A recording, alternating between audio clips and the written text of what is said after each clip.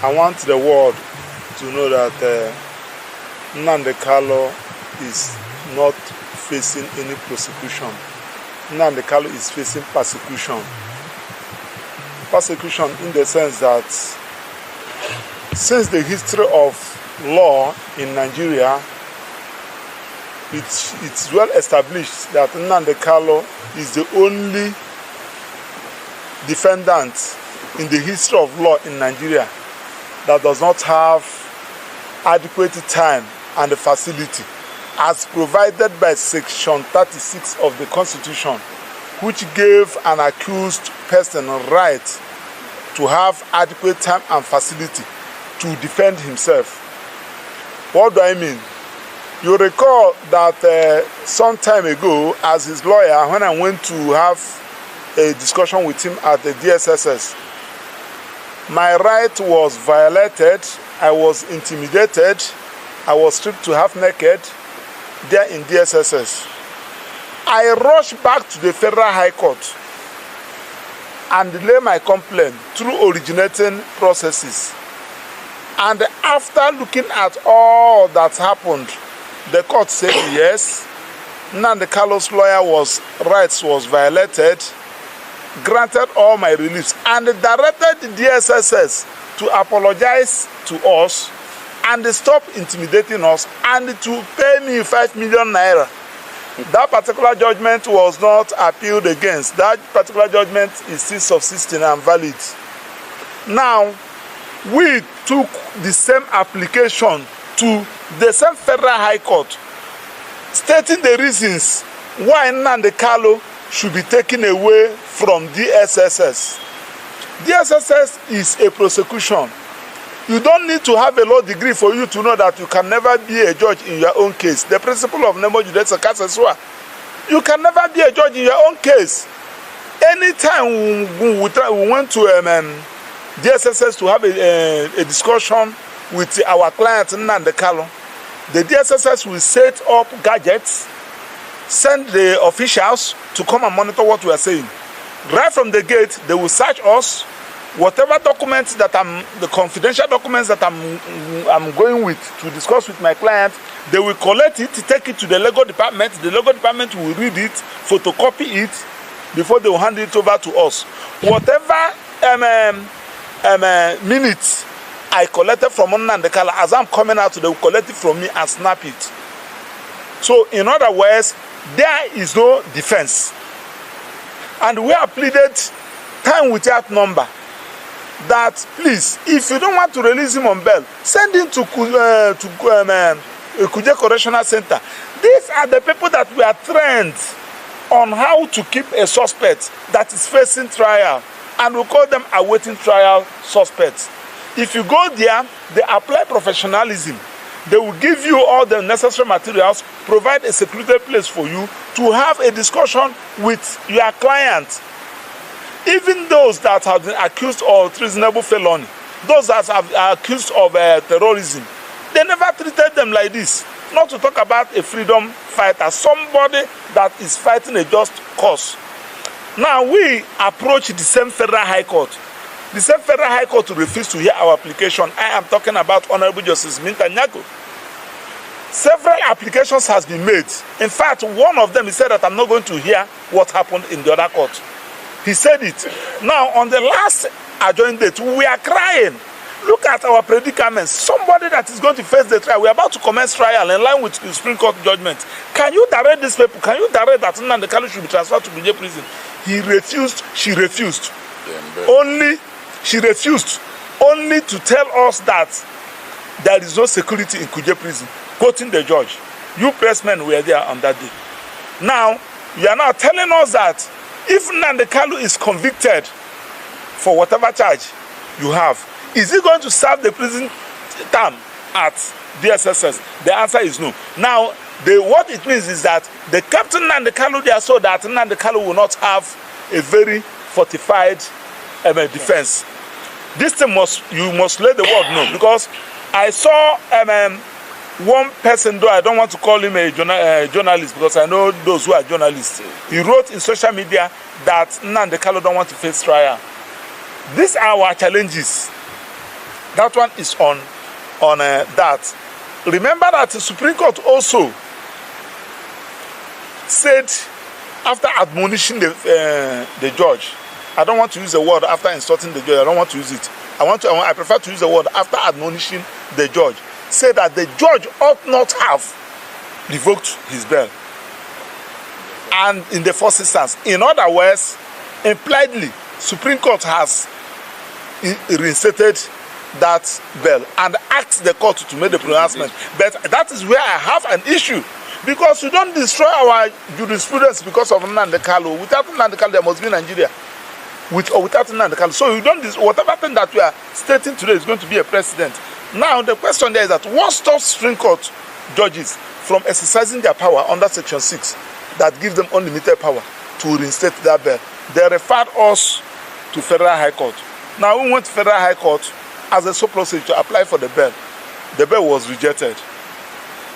Now we have now made fresh application asking the court to comply with the Supreme Court. Remember that time when I addressed you people, I told you that what happened in that court that day is an act of Federal High Court setting aside the judgment of the Supreme Court. You don't do it in our own judicial jurisprudence. Now, we have applied. We brought 2 applications now. Either you reinstate that his bail, take him to Kuje prison, or send him to a private house for house arrest. You can take him to Abia State Government House. You can take him to Abia State Liaison Office. You can take him to Imo State Government House. You can take him to Imo State Liaison Office. If you feel that it is even comfortable for you, Mr. Madam George, please, then you can send him to your house so that you will be sure what we are talking about. Personally, and I have said it, and I have told Nnamdi Kanu, for the fact that you will be here, I have not prepared you for this trial. I, Maxwell Opera, will not come to defend you, because I don't defend people because I want to defend people. I defend people so as to get your own side of the story and advise you accordingly in line with the rules of my profession. I have not heard from Nnamdi Kanu. I have not advised him, and I want him to go and defend the first trial. First trial for what? So you people should. So what if the judge failed to reinstate his bail, send him to Kuje Correctional Center, send him to a private house for house arrest, then we are pulling out. You people should have it. We are not going to, so that not when we pull out on that day, you say that we abandon Nnamdi Kanu in court. No. Because the question my colleagues, everybody will ask me, when you are having these challenges, why do you still go ahead?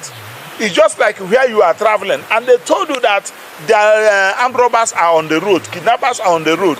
Instead of you to withdraw and probably suspend that travel, you continued. And when you died, everybody will blame you. That one is on that. Now, on the prosecution of IPOB, I want to also use this medium to correct you media people, because we will begin to take legal action against you people. When you call IPOB an outlawed or proscribed IPOB, IPOB's proscription is being challenged. And once it's been challenged, you dare not call IPOB a proscribed organization. I am also using the case of Nnamdi Kanu and Federal Government of Nigeria, because when Nnamdi Kanu was ordered for his release, nobody released him. Nobody released him. So Federal Government held on him until they filed their notice of appeal. So it's been challenged. And I also enjoy you people. We have been able to raise it in black and white for you people so that it will be easy for you. IPOB is an organization registered there in Germany, registered there in almost all the whole countries in Europe, in America, and Asia, with people that are responsible. I'm talking about professors, I'm talking about reverend fathers, reverend pastors, I'm talking about captain of industries that are members. And IPOB has its own aims and objective. It's in black and white. What they are looking for is there. IPOB paid their dues. IPOB, they had their meetings. anytime they are going to have their meetings in all these countries, they normally apply, and federal government normally provides security for them, and they have their minutes. So that some persons are using the name of IPOB to commit crime, to commit terrorism, does not mean that IPOB is a terrorist organization. What do I mean? I'm a member of Nigerian Bar Association. If I use the name of Nigerian Bar Association to go and commit act of terrorism, that does not make Nigerian Bar Association a terrorist organization. In fact, for your information, if the NBA president, Mekau, who is the NBA president, #1 lawyer in Nigeria, use the name of our organization to go and commit a terrorism organization, that does not make NBA a terrorist organization. What makes you a terrorist organization is your aims and objective. That you refuse to register IPOB in Nigeria because of their personal animosity is not a grant for you to look at an association that is registered in a country that is more responsible than this country, and you call it a terrorist organization. So you people have to be very careful, because those of them in diaspora that are members of IPOB, they may take you on that. Finally, when Outlaw, the immediate past president, came into power to destroy this country, of course everybody knew that Buhari never come to rule the country. He came to fight. And when Jonathan discovered that he came to fight, he left power for him, and he misused that power. He never obeyed court orders. And we now take it from him that because of his mentality, because of his military background, now that we have a Democrat, I'm talking about President Bola Ahmed Tinubu, who is a Democrat. I worked with him as a student during Nadeko, when my uncle, Professor Edward Oproji, was there. And we worked together. So we felt that as a Democrat he's supposed to reveal all the atrocities that is being committed by President Muhammad Buhari. Then, now, instead of him going by his renewed hope agenda to reveal all this, and said, no, when you are calling an organization that is not a terrorist organization in your country, you are destroying the country. And that was one of the worst acts and decisions taken by Buhari and the Attorney General of the Federation, Malami. The worst SAN I have ever seen in the whole world. Now that you don't declare somebody, an organization in your own country, a terrorist organization, you are now impliedly telling people that you are a terrorist country, and the people should not come to invest. Nobody would like to come and invest in a terrorist country. If they ask you to go and invest in Afghanistan, you will not go, and they are simply because they want to clamp down IPOB. And the procedure for declaring an organization, terrorist organization, are being provided. You did not declare Miete Allah, herdsmen. You did not declare them terrorists. See now, IPOB that you know that never carried arms. IPOB that know that they are following everything procedurally. You now declared. So it is not late. People have been asking, what is the president doing? Mr. President, of course, I never believed in your administration based on your antecedent in Lagos as a governor. That's why I work against you.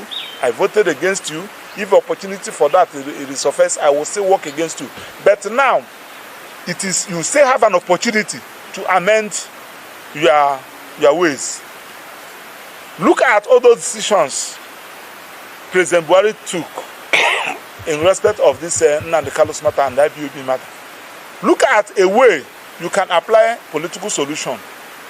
Of course, if all those things that gave rise to this particular agitation is being addressed, I don't think that there will be need for agitation.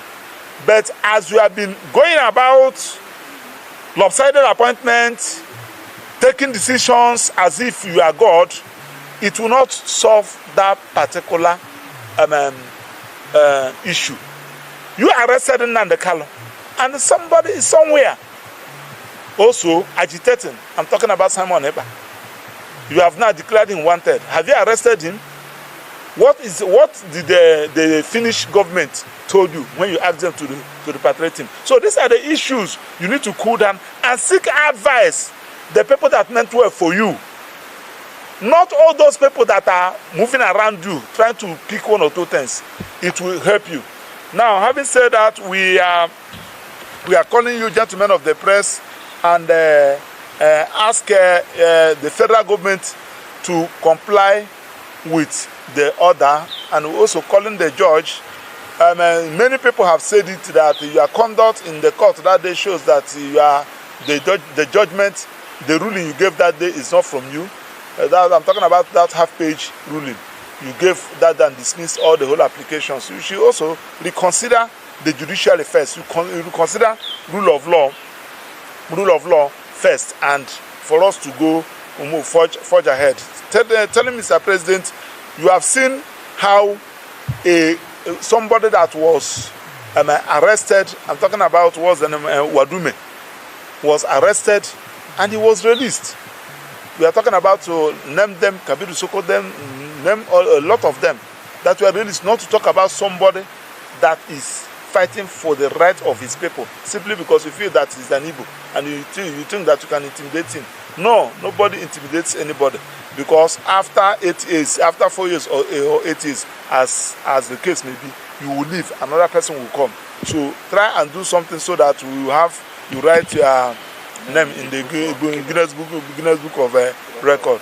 As we speak to you now, we have not been able to have a conference with our clients. That one is one. As a lawyer, my rules instructed me that for me to enter into a matter, I must have adequate conference with my client in line with the charges. And my client, while having that conference with him, I will make sure that my client is mentally stable and calm for him to tell me the area to go, and for me to advise him accordingly. That they will never have that opportunity. The reasons being that the prosecutor, the DSSS, one is frustrating our effort to that effect, so that they can prove their matter without being challenged, and Nnamdi Kanu will be convicted. And we are saying that if Nnamdi Kanu, that opportunity was not given to Nnamdi Kanu, how the opportunity be given to him? Send him to Kuje Correctional Center. We have our reasons. You have a reasons to keep him in a DSSS. The reason that only you know. But we have our reasons where you, the court, has even confirmed that what you are saying is true. But going by the case of DSSS and Maxwell Opera. And we are now telling you that we cannot, either you transfer him to Kuje Correctional Center or you release him on bail, that you reinstated his bail as directed by the Supreme Court, or you send him to a private house for house arrest. And I gave instances: Abia State Government House, Imo State Government House, Enugu State Government House, any place that is you are decent, or liaison offices, or alternatively, because the judge can do anything under Section 6. An international crime. It is not just a civil matter, it is a criminal matter committed by the Federal Republic of Nigeria using its agents and agencies. The federal government of the Federal Republic of Nigeria, if it was a human being like myself and my colleagues here, ought by now to be in prison. Nigeria as a country, if Nigeria was a human being, ought by now to be detained in a very, very strong maximum security prison for committing the crime of kidnap. They are nothing less than Shekarau of the infamous Boko Haram. They are nothing less than the bandits that everybody is crying of today. The crime of kidnap is a heinous crime, it's a terrible crime, it's an uncivilized crime that ought not to be found within the shores of this country. But unfortunately, the federal government of Nigeria has participated in this crime of kidnap. Of course, we all know that the federal government of Nigeria attempted this kind of crime with Umoru Diko. It failed. and they got punished for it. The perpetrators were sent to prison in England. Nigeria as a nation was also penalized by the Commonwealth, suspended from every Commonwealth activity. This is what we expect should happen to the Federal Republic of Nigeria today. It is our strong belief that those agents who were sent to carry out this infamous and inglorious mission ought by now to have been brought in, interrogated, and sent to the Ministry of Justice for prosecution. But unfortunately, we are asking the federal government that perpetrated it, that engineered it, to prosecute its own agents that it sent on this mission. Federal government of Nigeria sent people to Kenya to commit a crime of kidnap. They carried it out. Those individuals who committed this crime by now should be arrested and brought to book. Nigeria, like I said before, as far as we are concerned, until they purge themselves of this crime, remains a criminal country. It is unfortunate, it is our country, but that is the position. Until Nigeria purges itself of this crime of kidnap that it has committed against Nnamdi Kanu, remains a criminal country and ought to be dealt with in that fashion. Nnamdi Kanu committed no crime known to any law. Just because he's asking for self-determination for his people, which is supported by the African Charter, is supported by the United Nations Charter also on human and people's rights. It is supported by our Constitution. For this reason, he is being persecuted, not prosecuted. For the federal government of Nigeria to have kept him in detention in a solitary confinement for 3 years is persecution. There is no law supporting this impunity. There is no law supporting this illegality. There is no law supporting this breach of our Constitution. If somebody has committed a crime, according to our Administration of Criminal Justice Act, Section 169, such a person should be detained in a prison if you must detain the person. But in this case, no crime has been committed, no antagonistic move has been made against the Constitution. Every action taken by Nnamdi Kanu has the benefit of constitutional protection. Self-determination, calling for self-determination is not a crime. Asking for a referendum to determine whether this nation called Nigeria or this political arrangement called Nigeria should stand or not is a matter of his belief, something that ought to be discussed and agreed upon. Nigeria was amalgamated in 1914 under Lord Lugard, and under the influence of romantic relationship, the name Nigeria was ascribed to this part of the country or this part of the world. Our fathers, our ancestors did not agree to an amalgamation in the first place. Our ancestors did not agree to being named Nigeria. Our ancestors did not agree to surrendering their individual and community sovereignty, but this was obtained under the barrels of the machine gun and possibly under the influence of alcohol by Lord Lugard and his girlfriend. And today we are all suffering that consequence.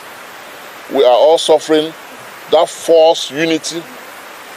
We are all suffering these political arrangements We also all know and we also all agree that in Nigeria, this country today does not have a valid constitution that you can rely or call a constitution. The people of the Federal Republic of Nigeria, as we are called, or as we are being forced to bear, had never met one day to agree to have a constitution. So the preamble of the 1999 constitution is based on falsity, based on lies, that we, the people of the Federal Republic of Nigeria, has given unto ourselves a constitution. We did not give to ourselves any constitution. The constitution is an extension of a decree of the military juntas that was in power at the time in question. It is not the intention of the people of the Federal Republic of Nigeria, as we are being forced to bear, to have that document as our constitution. But because we cannot continue to operate in a vacuum, we are managing it. And even in managing it, the federal government till today has consistently refused to respect and obey its constitution. Or I would say its so-called constitution. The Federal Republic of Nigeria, as far as we understand it and as far as we are concerned, does not have a binding law that holds us together. The arrangement is a military arrangement in all ramifications. Lord Lugard came with his machine guns to hold us together. The military came with their machine guns and bombs to force us to swallow a constitution, a document called constitution. So until the people of Nigeria come together to decide whether they want to remain a nation, we cannot say that we have a nation. Now, some will say it is the National Assembly that has the powers to determine such. We beg to disagree on this. The National Assembly does not have the power because in the first place, the Constitution of the National Assembly is made from the false document called the 1999 Constitution. You cannot place something on nothing and expect it to stand. You cannot you cannot build a mansion on lies. The people of Nigeria today did not sit at any time to have a constitution.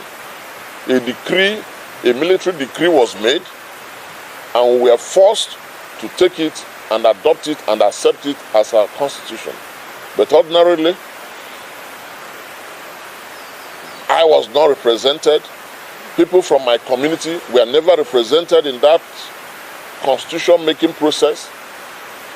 And I'm sure even members know reflects the common position of all the lawyers here, the position of the MNK legal team. This legal team is not going to be part of the travesty of justice that is being cooked in the pot.